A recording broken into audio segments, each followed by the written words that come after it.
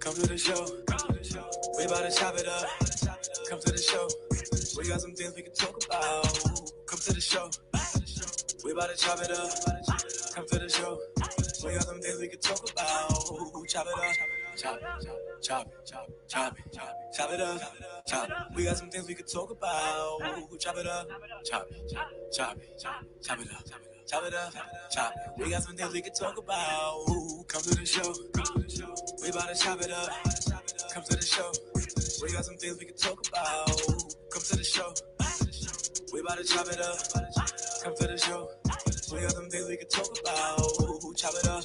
Chop, chop, chop, chop it up. Chop. We got some things we can talk about. Chop it up. Chop, chop, chop it up. Chop it up. Chop. We got some things we can talk about.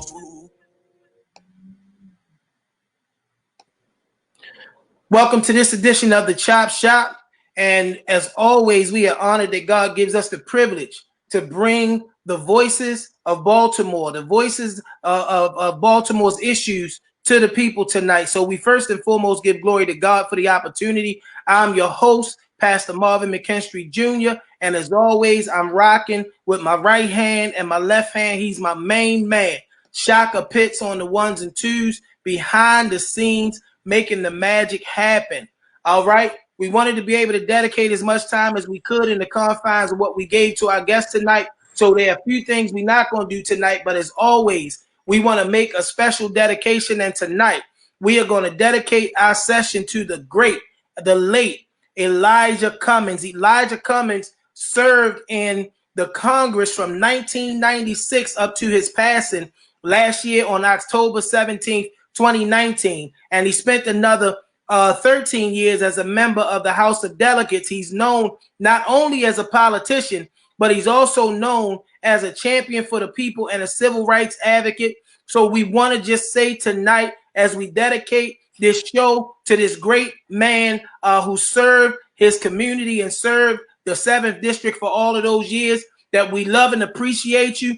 We thankful that you with the ancestors. May God be pleased with you. And as always, we give you a salute. And we want to be able to make sure that our service and our living is as much a blessing to our great city as you have been. Thank you for serving, Mr. Elijah Cummings. With that being said, we're going right into the dialogue tonight. We have a very special guest, as all of our guests are appreciated for coming on the Chop Shop. We don't take it lightly that anybody will come to our humble platform and sit down and have a dialogue with us. But we have tonight with us someone that I had the privilege of meeting. I believe it was back in 2015 or 2016. I went out to Chicago. We were on the cusp of having a consent decree. And then Police Commissioner Kevin Davis hit me up and said, Marvin, we got to have a discussion, and I need some real voices, some people that won't come and speak on my behalf, that will come and speak the truth about Baltimore. Would you be willing to travel? While I was there, I met this man. And before I talk about any accolades, titles, or positions, I acknowledge as a brother in Christ that he is a man of God. And I appreciate that about him. Agree or disagree, he's a brother in Christ. But he's also the former police commissioner of the New Orleans Police Department, who accepted the job to come here when our city was in great peril to become our police commissioner. I want to welcome to the Chop Shop, Mr. Police Commissioner, Mr. Michael Harrison. Mr. Commissioner, thank you for coming on with us tonight. Pastor McKinstry, man, thank you so much for that introduction, and thank you for inviting me to come on your show. And although it's been a long day, man, I'm honored to be able to sit with you and talk about issues that I know are important to you, me, and to your listening audience, and to all of Baltimore. And man, how God works that we would meet 4 or 5 years ago, not knowing that we'd be working together today. God is good. And I'm excited about it because you've been so amenable to different initiatives that are about community. Your reputation preceded you, even as I had the opportunity to do some work in our consent decree. But I want to just kind of shout you out, man, because it's not easy booking these shows. It's not easy getting people to come on. And I really expected that we may have a few weeks between our invite and your acceptance. And we had an acceptance the next day, was able to get you on the next week. And I'm just grateful that that's who you are as it pertains to bringing yourself to the people in Baltimore. I often say I like to get our guests from behind the podium to an actual sit down where we can have a conversation. Well, if it weren't for COVID, I really believe you and I would be sitting in a big auditorium full of people. So look, I'm happy to be a part of this. Thank you for inviting me. And I know we have some important work to talk about, man. So I'm ready to get to it. Awesome. So with that being said, I want everybody to like, love. When you put the likes and love in, Facebook's algorithm go crazy and we get more people to look at the dialogue, and please share. So the very first thing I want to talk about, Mr. Commissioner, is your thought process and a specific time. Baltimore has, we enter into a consent decree. We got some work going in the consent decree. Detective Shooter, may God be pleased with him, gets murdered. Commissioner Davis gets fired. We are in peril. Commissioner D'Souza comes in. That is short-lived. Another candidate comes up, and that doesn't work out.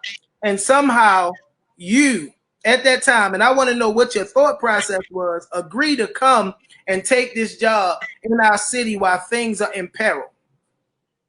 Oh man, you laid a lot on me right there, man. First of all, only God could have designed this the way that it happened, and certainly nobody wishes for bad things to happen. Nobody wants bad things to happen. But I had already served 4 years with Mayor Landrieu in New Orleans. We had a new mayor to get elected. She asked me to stay on. I said yes. But as Baltimore was looking, and I did, and I was fully committed to staying there. And as Baltimore was looking for a police commissioner, I followed what was going on. And it really was, at some point when the offer came to me, it was about me asking myself, well, what's really the next step for my life? What is the next step for my career? And this was really a calling of God, you know, telling me, look, go to, I don't want to take you to church, but go to this land that I will show you. And I had to really just put things in perspective, man, because this is a calling. This wasn't really anything that I wanted or desired, but it's a calling that I accepted. And it's about taking lessons learned from New Orleans in my 28 years there and 4.5 years as the chief, taking the lessons learned of a city that is so much like Baltimore back then, dealing with violent crime, being the murder capital of the country, and having a number of corruption issues that led us to, at that time, the country's most expansive consent decree. And so as I looked at what I was asked to do in New Orleans, I was asked to do the very same thing in Baltimore. And I really felt it was a calling, and it wasn't me to come change it. It was me coming to help the people of Baltimore and be a part of the solution. I'm not the total solution. I'm just here to help take lessons learned, because we went through the very same thing where we were the murder capital of the country per capita, and we had a smaller city. I'll tell you this, and I know we talk about this, Baltimore keeps hitting 300 murders, where in 1995, with 200,000 fewer people than Baltimore, New Orleans hit 424. 424, I remember it. I was a part of that department. So I've seen the city in peril with the murder rate. And so it was important to me and to my wife, by the way, who had to retire from a very good career to join me. And so we could be here as part of the city, part of the solution. It was a calling. I knew it was going to be tough. I knew it was not going to be easy, but I was, you know, my previous two mayors, God bless both of them, prepared me for this, what Catherine Pugh called a challenge, what I called an opportunity. An opportunity to take my lessons learned, my life experience, and bring it to Baltimore and apply it.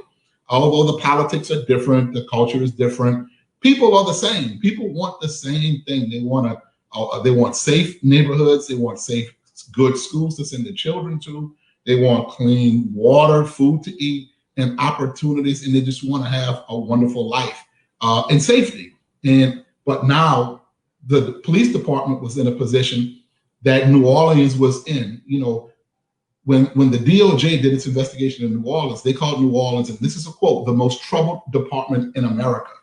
And I was a part of that department. I remember what it feels like and what it felt like to be proud at sometimes and humiliated at other times, man. And so I'm here now to lead this department to provide what I call transformational leadership.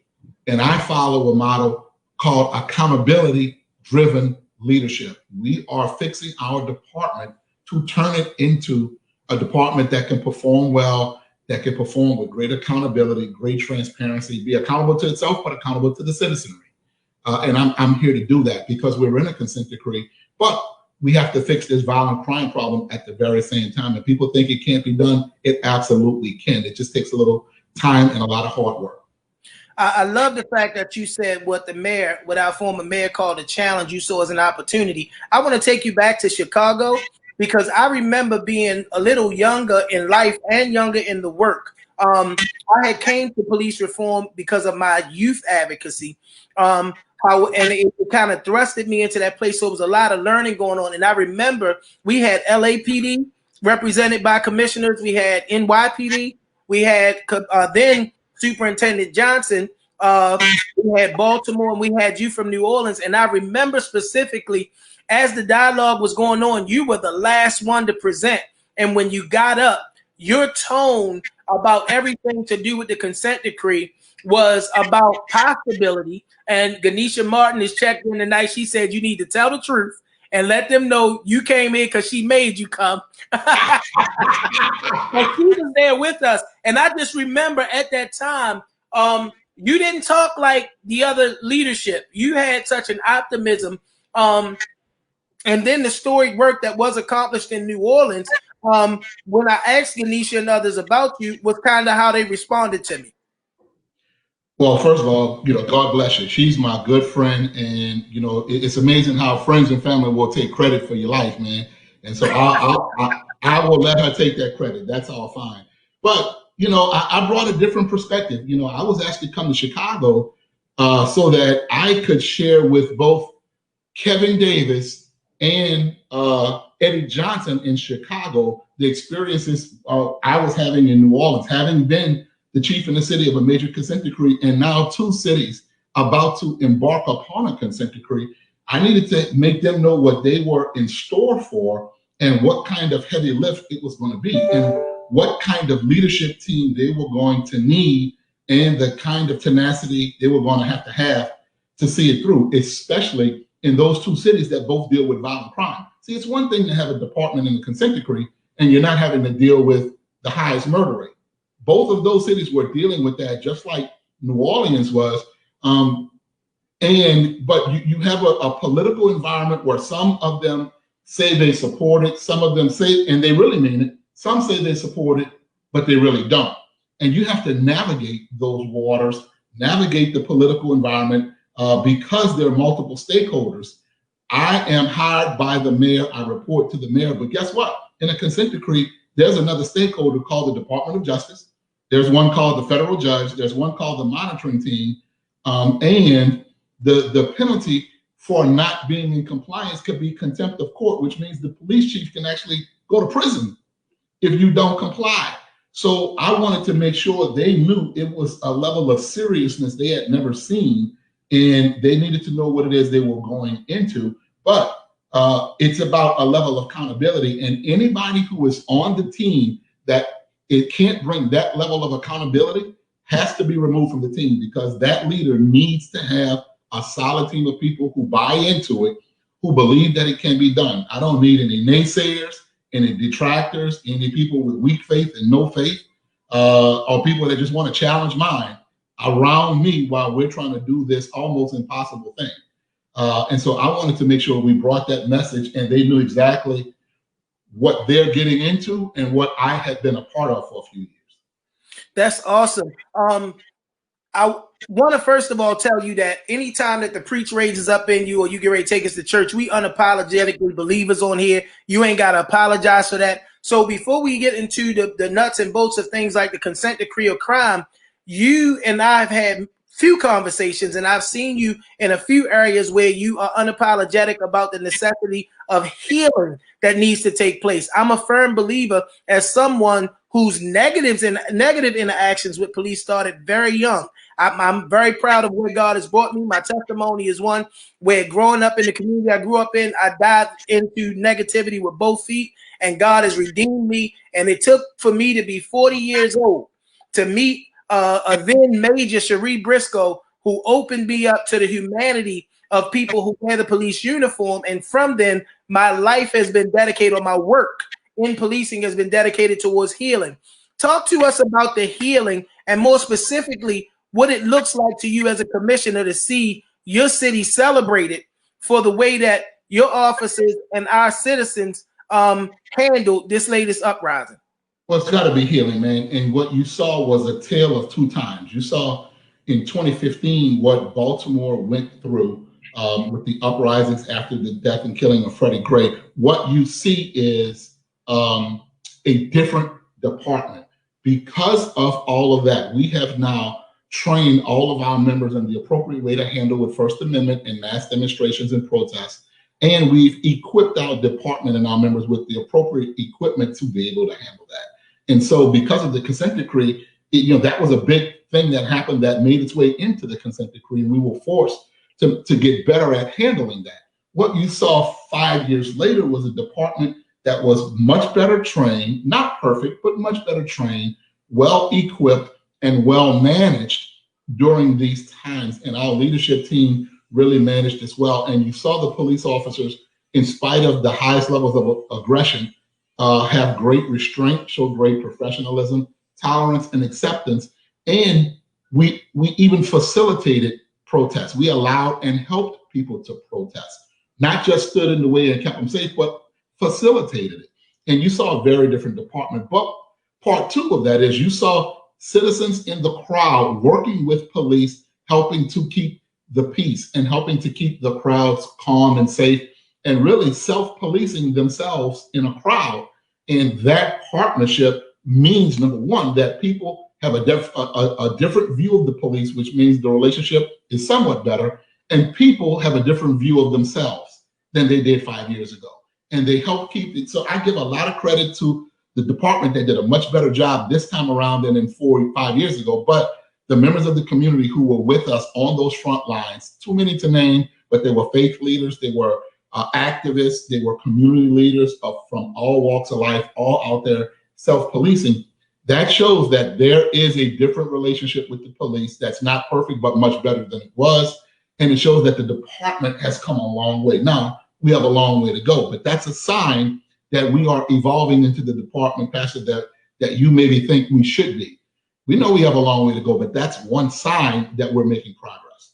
Well, in all transparency, it's the department that I believe I can be. And there are some very special and dear people to my heart, like Munir Bahar, Catalina Bird, and others who made it their purpose during that time to see to it that we had the bridges built. And these are bridges that have been building over the last 5 years, and great healing that produced when on the world stage, even though the press didn't want to report a lot of it, when put on the world stage again, Baltimore represented in a way that no other city did. With that being said, Mr. Commissioner, I didn't put this in our initial invitation, so I did reach out to you to be able to ask you this question.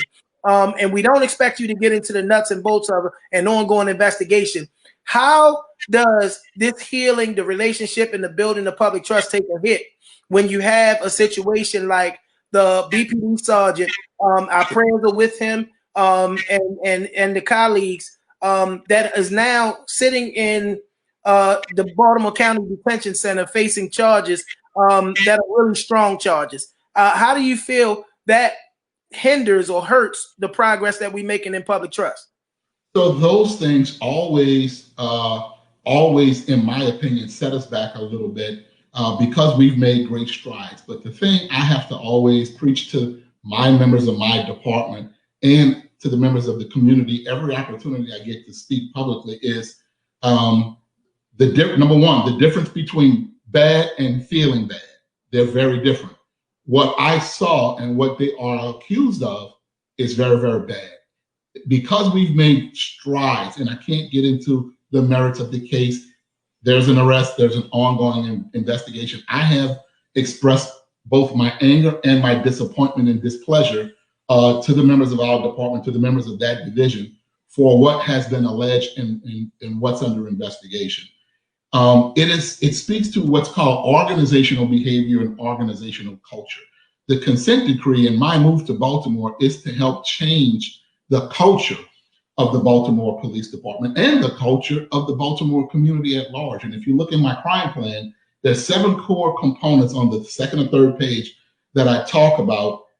I talk about crime, capacity, culture, compliance, community, connectivity, and communication. Culture is the number 2 and number 3 thing. We have to change the way we think about how we are policing the city, the way we perform our jobs, the way we work within an organization that's accountable and transparent, and what happens when we do things, how the community perceives that. And when we make strides, how one thing can trigger a negative response and we ruin so much goodwill that we've built. Even though it may not be a lot of goodwill, the little goodwill we're building, we lose that. I am asking my community in Baltimore to think about not just what the members do, because you know what, Pastor, there are always going to be people that step outside of the line. There will always be someone to do something either they should not do, or because it's a mistake, or because they did it intentionally. I'm asking the community to always look at the department's reaction and response to it. When we respond to it appropriately and take the appropriate action, condemn it, investigate it, and hold people accountable to the expectations of the community. I think that's what the people are expecting, and that's what the people are demanding, and that's what we are doing. Certainly, we want to minimize those things, but that's what I'm talking about, culture. Changing the culture helps us minimize those kinds of incidents because it makes employees think twice about doing that, not because just of what it will do to them, but what it will do to the community's trust, the expectations, and the goodwill that we're building. But it's just, do the right thing because it's the right thing to do. And I need the community to look at how we respond to it. And it's very different than what I believe the community has seen in previous years. You have been very swift in the releasing of body-worn camera footage and police-involved incidents. And, this platform isn't about trying to bring people on and grill them, but it's about bringing the voice of the commissioner to the people. And that being said, even though this was not done in the context of the operation of that particular that detective sergeant's job, as we're talking about accountability, I want to bring to the table the consent decree.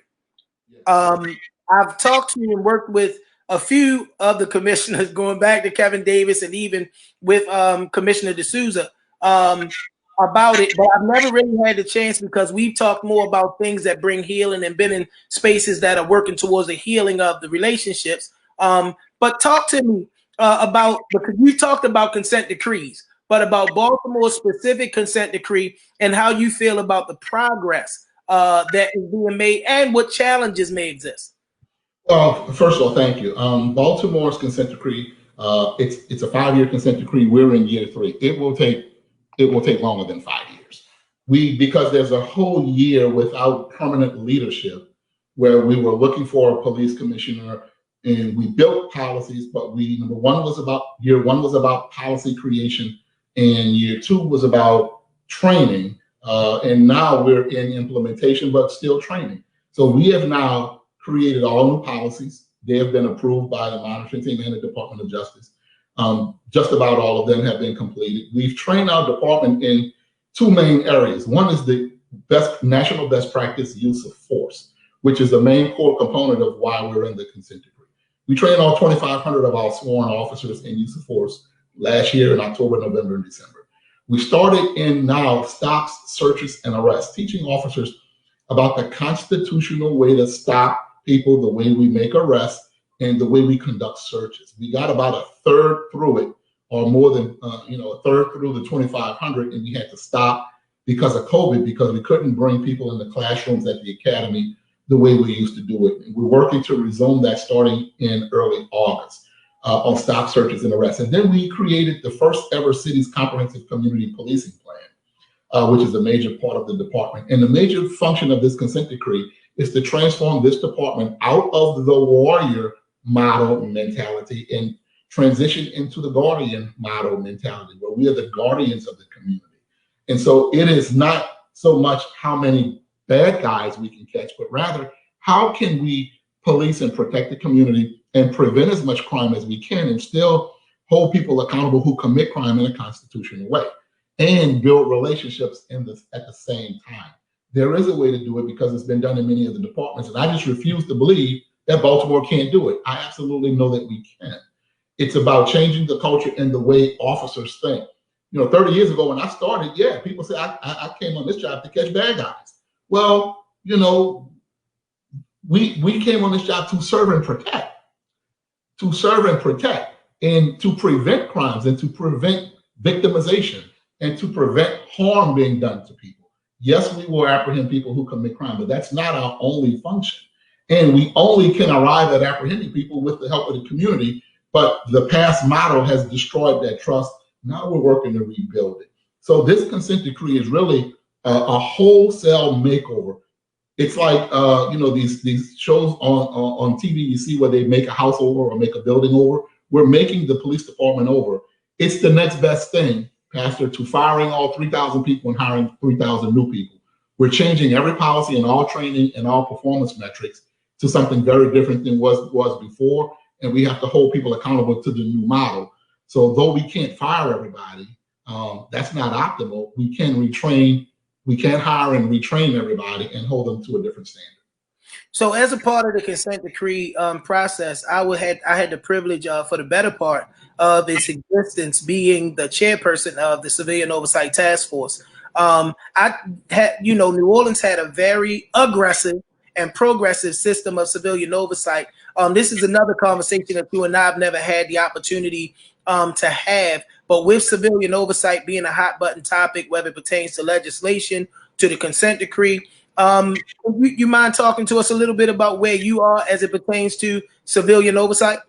Yeah, man. Look, I accepted it in New Orleans. We had what was called an independent police monitor, which was totally separate from the consent decree monitor. And the independent police monitor was built into the city charter right before I became the police. And this attorney and her staff had the authority to review closed internal affairs cases on all internal affairs and discipline cases. But we went a step further and gave them unfettered access in real time to just about everything we were doing.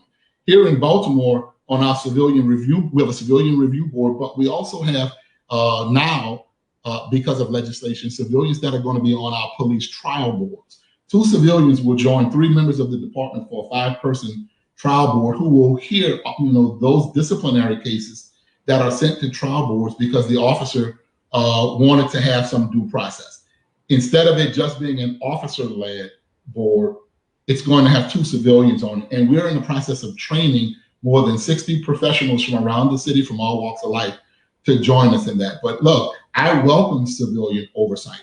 I'm cautious to make sure that civilian oversight has people working in it that have both the skill and capacity and the knowledge base of how a police department works and operates in a paramilitary organization, that they have that knowledge and understanding so that they can apply what they know appropriately, and that it's not civilian oversight that's absent that knowledge, so their decisions could adversely affect a department because perhaps it doesn't have the knowledge. I welcome it. We just want to make sure we have fair and objective people who are participating in that to help bring about accountability.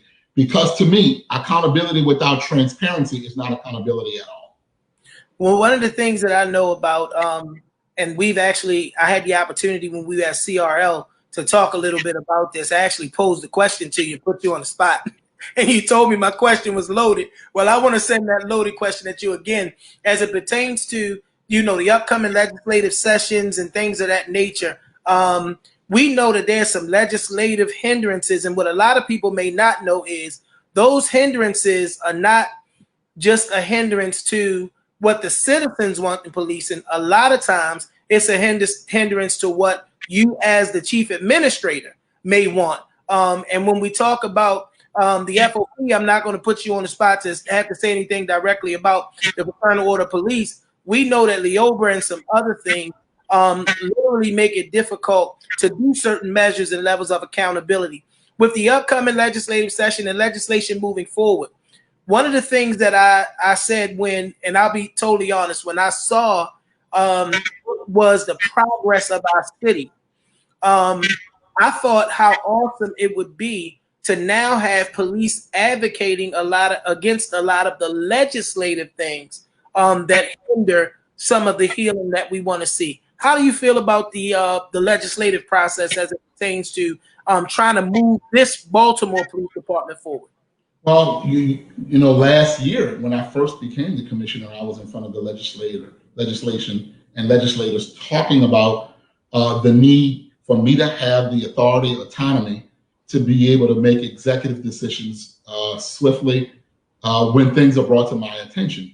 I talked about that then. Certainly, you are right. There are barriers to not just me, but other police executives, whether in this state or in other states, making executive decisions to be able to handle disciplinary matters that are brought to our attention that require us to be able to remove people from service. In the corporate world, people, you know, executives have that authority, have that autonomy every day. In the military, they have it. But in policing, from state to state, the police officers' Bill of Rights change. And you know what I may have advocated for 30 years ago when I started is very different now, because now I'm the police executive. But it's not just police demanding it. Now the country is demanding it. People are protesting and people are demanding it. And so, yes, your question is loaded, but the answer is yes, I will be at the upcoming legislation advocating for changes to the Law Enforcement Bill of Rights that will give me the authority to be able to make swift and certain leadership decisions that any other leader running an organization this big should be able to make, and any chief in America should be able to make. And number two, to legislate for transparency, so people can actually know what is being done and why things are being done, so people will have a better understanding of the process, thereby having better confidence in the department's leadership, because they have a better understanding of why decisions are being made the way they're being made. So I absolutely am going to be lobbying for that legislative change.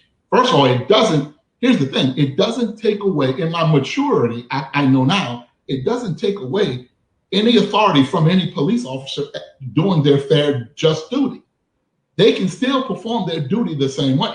So it doesn't take anything away from them, and it doesn't stop them from doing anything that they're legally allowed to do.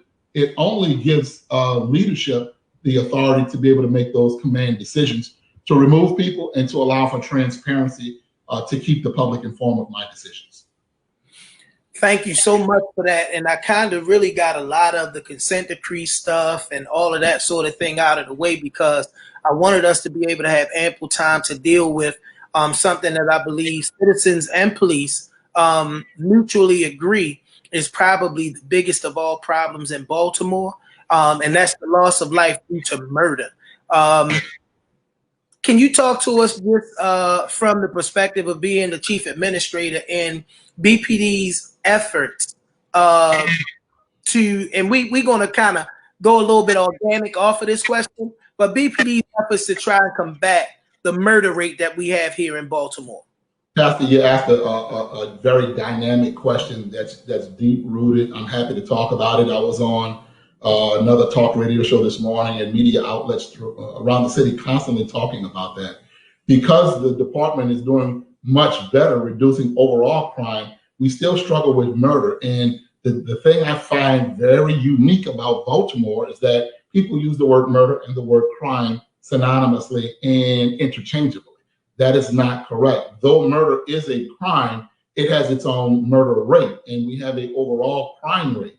But the murder rate remains persistent, and it's because there is a culture of violence and a culture of gun violence in the city of Baltimore, and it is primarily due to a number of things. But number one, a lack of consequences surrounding young men illegally carrying guns and using those guns.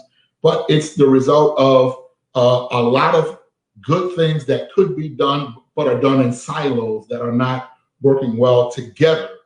We're unveiling in the very near future a program called Focus Deterrence, which focuses on two things: offering young men who are at very high risk of being the shooter or the victim of a shooting, offering them a pathway away from a life of violence.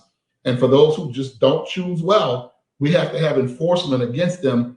And the model is this: we will help you if you let us, but we will stop you if you make us. But what it takes is a collaborative effort to pull the resources together from 5 areas, Pastor: prevention, intervention, enforcement, rehabilitation, and reentry. If you notice, only one of those is for police. And so people have been conditioned to think that the police alone is responsible for the reduction of murder, which is a crime of premeditation. Crime of passion, 2 people get in an argument, it escalates, one shoots, kills the other, stabs the other, or a crime of premeditation where one makes up in his or her mind to go out and seek harm and they actually do it. And they find a way to do it around when and around the police are not around. So we have to figure out how to offer those men a pathway away and change the culture that causes them to make that decision. It's not just about when the police are going to stop the shootings. It's how can we change the culture that makes them make that decision?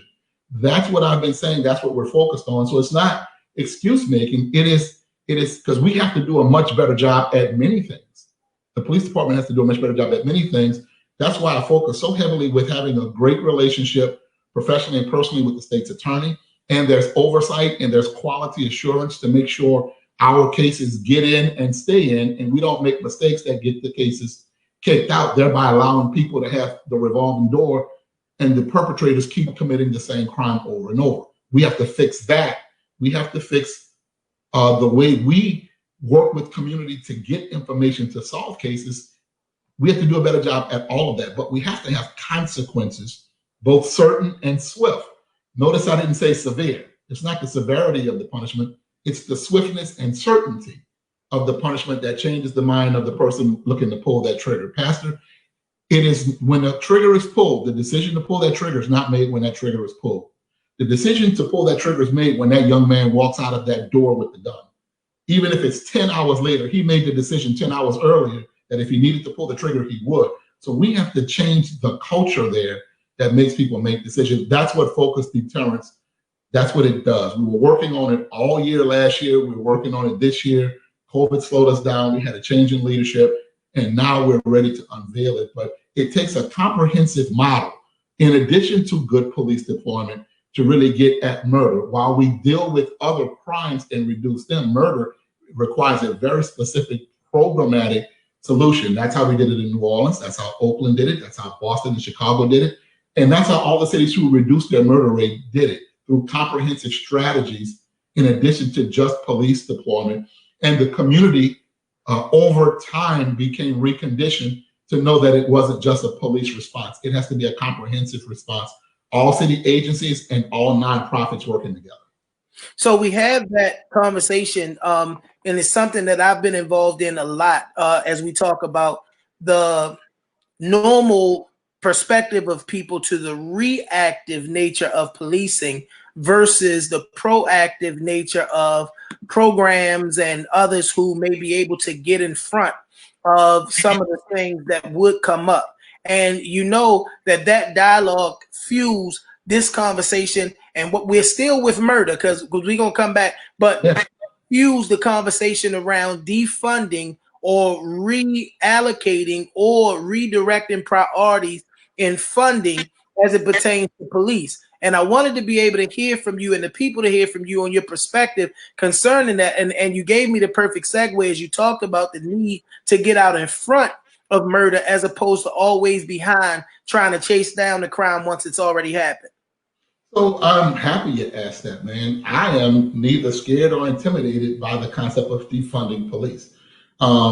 It means many things to many people. What it really means is, as you said, reallocating funds to programs that would offset the work police are doing so that police are not asked to be all things to all people and to respond to everything. That we would respond to what we were designed to respond to and be what we were created to be, which are problem solvers and community stakeholders and community leaders to protect and to serve. Now, are there programs that are better suited for others to handle so police won't have to do it? Absolutely. The classic example you hear more often than not is mental health crisis and how police respond to that. And perhaps there are others who are better suited to handle it. I absolutely agree with that. Here's the concern: to cut the police budget and take money from police, the question is there someone to take that work and start it today that's prepared to handle it? Because we've been handling it for so long. To cut from the police budget to give it to someone else, first of all, was it given to someone else? And even if it was, are they prepared to take the handoff and handle it? Number two, is it even built? Is it even built? Is it ready to run today? Is it even ready to produce the outcomes today that we're producing? Or are we handing it off to someone whose outcomes are a year down the road, 2 or 3 years down the road? Pastor, I use this analogy of building a stadium. You a Ravens fan? Absolutely. All right, so building a stadium. So just imagine tearing down the stadium, suspending the football season for 2 years while we build a new stadium because we defunded. Then we build a new stadium and restart the season 2 years down the road in our new stadium. That's not what you do. What you do is you continue to play in the old stadium while you build a new stadium. When it's built, you transition out of the old stadium into the new stadium. And once you're in there, you tear down the old stadium. There are no gaps. There are no losses. The fans are still happy. Yes, you defunded, but you did it in a way that over time did not create gaps and did not create harm to the players or to the fans. And there are no, like I said, there are no gaps. You didn't create harm. I'm not afraid of defunding. I'm concerned about if we get defunded, can we still provide the service? And if we can't, is there a harm or a gap because no one is there to pick it up? That's my concern.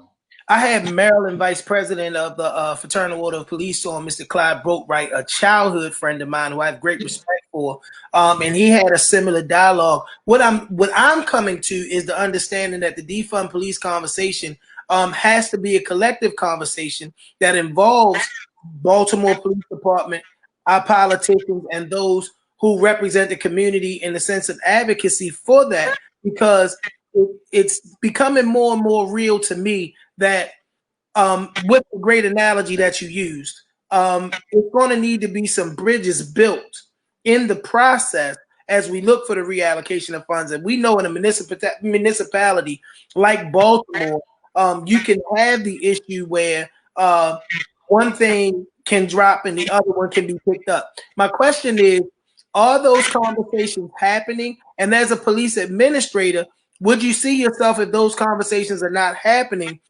initiating those conversations, being that you're not afraid of, using your own words, you're not afraid of the defund police conversation?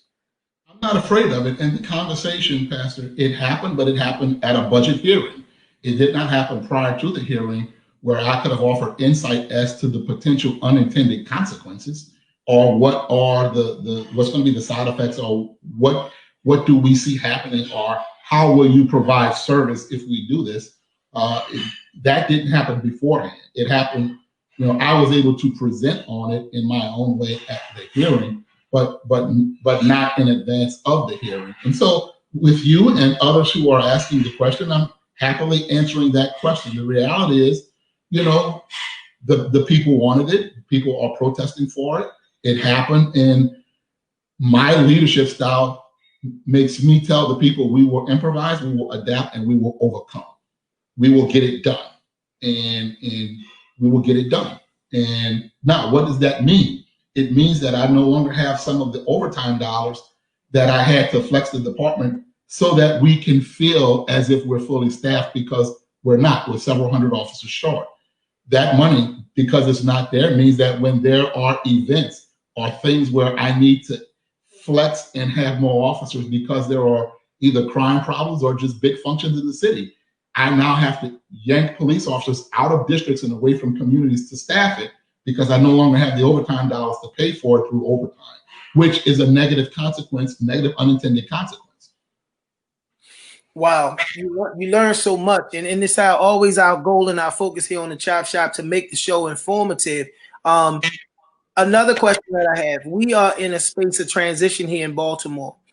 We know we just had an election, and unless something crazy happens, most likely we know that our new mayor is going to be Mr. Brandon Scott, who served this city for quite some time, a son of this city, someone who I respect. He's always been close to the community of people who work in advocacy. And like I said, I have great respect for him.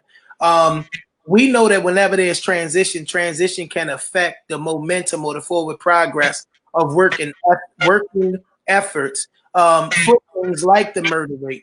Do you feel as though, since we do have someone that is our current president of city council that works here, and I'm not asking you to go too much into detail, but do you see the fact that you guys already have a working space as something that could keep, for the sake of the citizens, what would be then a seamless transition in the process of moving what needs to move in Baltimore as the new administration comes in place in December? Well, first of all, you make a good point, and I too have great respect for him. And we've recently spent several hours together, and we went over a number of things concerning the present condition and workings of the Baltimore Police Department and the future of the Baltimore Police Department. And while I can't predict, nor should I talk about any decisions that'll be made when he takes office, what I can say is I felt comfortable knowing that the momentum will continue. We fundamentally agree on how to comprehensively look at reducing murder, reducing crime, improving the inner workings of the Baltimore Police Department, bringing it into compliance with this consent decree, and how we look at community policing and the way we engage our community with our new community policing model, which is a new model that's out there. You should look at it. So I think we fundamentally agree on all of that. And I think the simple answer to the question is, I feel confident that with the momentum we have gained and the momentum we will gain over the next few months, we will not lose that he'll walk into office with a lot of momentum. The police department will still have a lot of momentum, and it's all positive. There's no downside to it.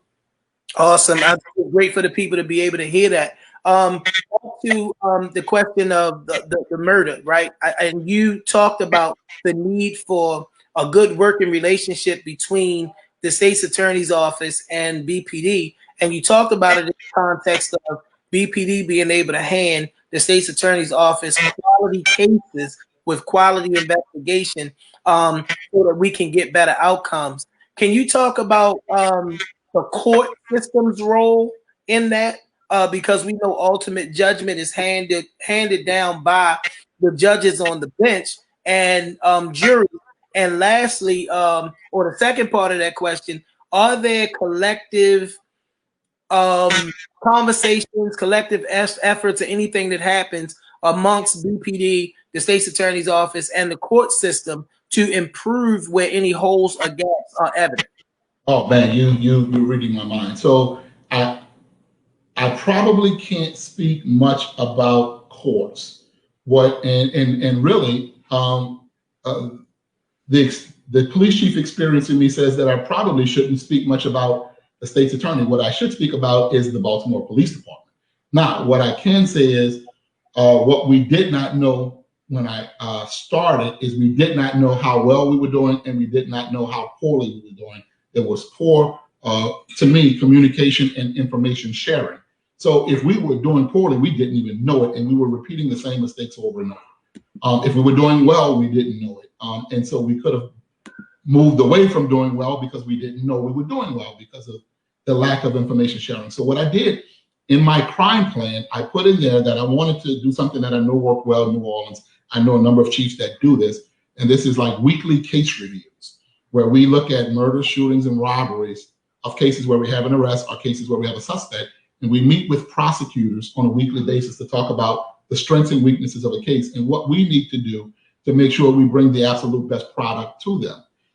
That being said, with weekly case reviews, we need to know the data, the aggregate data of cases that we bring to them that they refuse because we have either made some mistake, done something wrong, or failed to do something, thus causing them to refuse a gun case, a shooting case, whatever it may be, that causes a young man to get back out there and reoffend over and over and over, which is the main complaint of the police.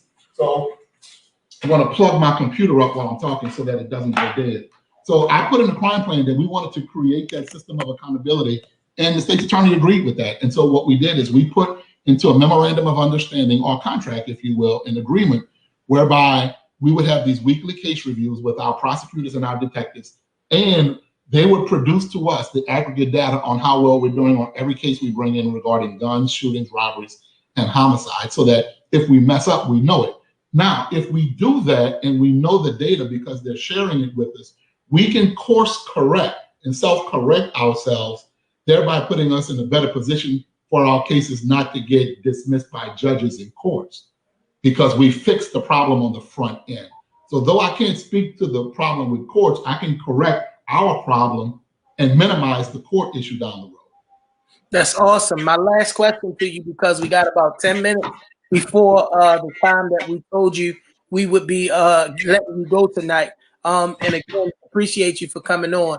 As it pertains to the murder, I've had the privilege of being able to sit at the table and to communicate with you on several initiatives, which many of mine are directed more towards the healing of police community relations, because I believe that that's a proactive approach to getting out in front of murder.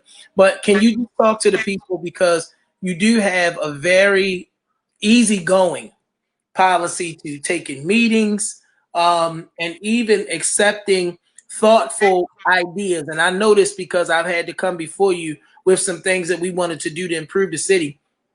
How does the person that's on here that really wants to get involved to work in partnership or in concert with the efforts of the police to improve anything from murder? Because BPD, and I can speak to this, has been a big part of the COVID relief efforts, whether it was me needing traffic stopped or officers literally rolling up their sleeves to help give out food and do other things. You're very open to these things.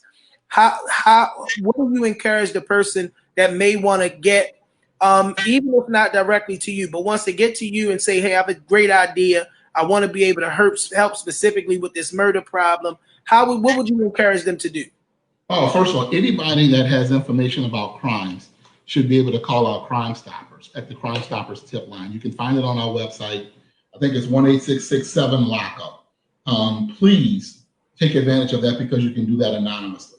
Anybody who wants to help or give me or give us an idea of what you think might help as a solution to a problem or a bunch of problems, give me a ring, shoot me an email at commissioner@baltimorepolice.org. I have a team of people to comb through those every day, and they let me know. And so you can send me ideas, you can send me your thoughts, we read them, we respond to them, and that's a good way to get in touch with me. And certainly when we lift this COVID and get back to some life of normalcy, we'll resume public meetings, and we'll be back together again in auditoriums and cafeterias. Sometimes, man, I hold meetings while I'm, buying peanut butter from the grocery store. People will trap me in the aisle and ask me questions, and I'll do it because, I am not just the commissioner for the cops. The members of the community call me commissioner too. I am your commissioner. So I have to give you equal time as I give the members of my department, and hear from you also. But that's what the community policing plan is about. In the near future, I admonish all of you to go on our website at baltimorepolice.org and take a look at our community policing plan if you haven't done it, because it talks about micro community policing plans and working with the community to design what you think works in your community, instead of us just designing it and forcing you to take it. It's inclusive, man, and we had community input building it. But anybody who wants to be a part of the solution, man, certainly can look us up at commissioner@baltimorepolice.org, or if you forget, go on our website and just click on it. It's right there. As we talk about solutions, my heart, one of the things that people know me for is to connect people to employment opportunities. There's a very open recruitment happening in BPD, in a very deliberate effort to try to get people from Baltimore who know the city of Baltimore to join the Baltimore Police Department. I love the ad that talks about being a part of the greatest comeback story in America. Can you talk to us a little bit about that? And that's going to be our final question tonight. Pastor, that was very deliberate. It was very intentional and very strategic, so that we can attract members of the community, from the city of Baltimore, when I say community, and the surrounding areas, man, who have an interest in being part of the solution. So if you want to be part of the solution and you want to be the change that you're asking for, if you're protesting and you want to see change, we invite you to come be a living, breathing part of that solution. And you can come be a member of the Baltimore Police Department. We'd love to have you. And if you notice, we hired a consultant to do the marketing advertisement. Now, certainly we need people who are brave. Certainly we need people who are courageous. But if you notice, there are no helicopters, there are no tanks, there are no machine guns and people jumping off buildings and jumping into the harbor. It's a very different strategy in trying to attract the people with the right temperament to come and serve and protect in the very community they live in, eat in, dine in, shop in, and are educated in. We want you to be part of the solution. So we invite you, anybody who has a heart for seeing change, whether it's social justice, whether it's criminal justice, or whether it's just seeing Baltimore turn into what we want it to be. We invite you to take a look at the Baltimore Police Department and be part of the greatest comeback story in America. Thank you for that. We're going to give you a few minutes to make any final thoughts or anything that you just want to share with the citizens of Baltimore. As you said, that you are not only the police department's commissioner, but you're the commissioner for Baltimore City residents. Absolutely. And so, look, I am committed to public service. I'm committed to public safety. I'm committed to making sure we do a number of things. We turn the Baltimore into the department that you pay for, you deserve, and expect. And we're working to change the community from a culture of violence into a culture of peace. It has happened before. It will happen again. We're committed to it. And we look forward to the day we can all say, he said it. Thank you so much for coming on with us, Mr. Commissioner. I was excited to have you on here, and I'm hoping that as it's relevant, we'll be able to reach out and extend another invitation and get you back on with us again. I always like to try to wrap up the sessions with something inspirational, and you being a man of God, I'm sure you'll be able to appreciate this. This is a scripture that is really relegated to Christmas time, but it's the prophetic word of what's known as the salvific prophet, Isaiah. And his words in the 9th chapter in the 6th verse is, for unto us a child is born, unto us a son is given, and the government shall be upon his shoulders, and he will be called Wonderful Counselor, Mighty God, Everlasting Father, and Prince of Peace. And what I want to highlight in that for all of our viewing audience and listening audience tonight is that the word of God said the government will be upon his shoulders. What does that mean? That means we should be praying for everybody who is in any leadership position, whether that's our police commissioner, our outgoing mayor, our incoming mayor, city council president, all the way up to the White House. We are so prevalent to voice our disagreement with people who are in positions, sometimes maybe not even understanding what it was. I know I've never run a police department, a school system, or anything, but I want to admonish everybody and to encourage everybody to pray. Put the weight of our commissioner, who is a man of God, and those that are in authority on the shoulders of the one who we know is able to do exceeding abundantly above all we can ask or think. And I love that the text says that's according to the power that works in us, which means as much of me as I shut down and the more that I allow of the Father to come forward, I have unlimited power that God will produce things that I don't even know how to think on or ask about, because he's the greatest power.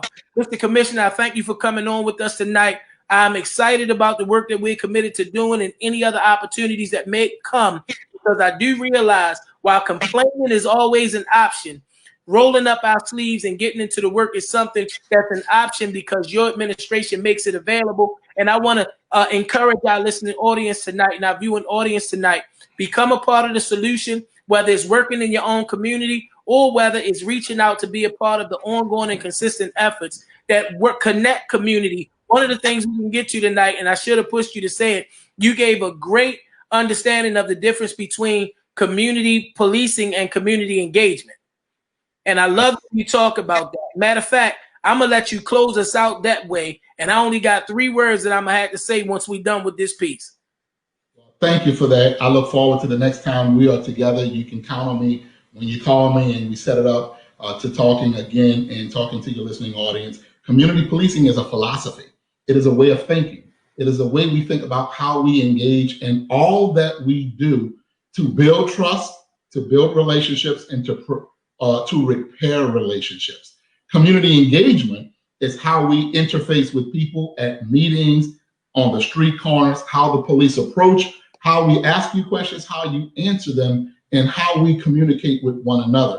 When you see the police out there playing with the kids, that's engagement. When you see the police walking and checking on the elderly, that's engagement. When you see us at the neighborhood stores, checking on the businesses and making sure people are being safe, that's engagement. That's not the community policing. That's police community engagement, especially when we're having meetings. Community policing is all about the mindset, and we're working to get away once again from warrior mentality to guardian mentality. I look forward to the day when we can look back and say, I remember what it used to be like. We now like what it is. Once again, I love you, man. Thank you so much. Love you too. Thank you, Commissioner Harrison. Thank you, as always, my right hand, my left hand, my main man, Mr. Shaka Pitts, for always keeping it going and making the magic happen behind the scenes. Brother, you were outstanding as always again tonight. And I specifically thank our listening and viewing audience. What I was playing with a friend of mine, and we was talking about that old saying, if a tree falls in the woods and nobody's around to hear it, does it make a sound? Well, I'm clear if we don't have people to tune into the Chop Shop to like, love, and to share your comments, we just be talking in vain. So thank you to the listening audience and viewing audience for coming on tonight and being a part of this great, not only just being here to hear the conversation, but posting your comments to be a part of the dialogue. With that being said, we'll see you on Tuesday at 6. Shop. Only one thing left to say, man. KS, take us home.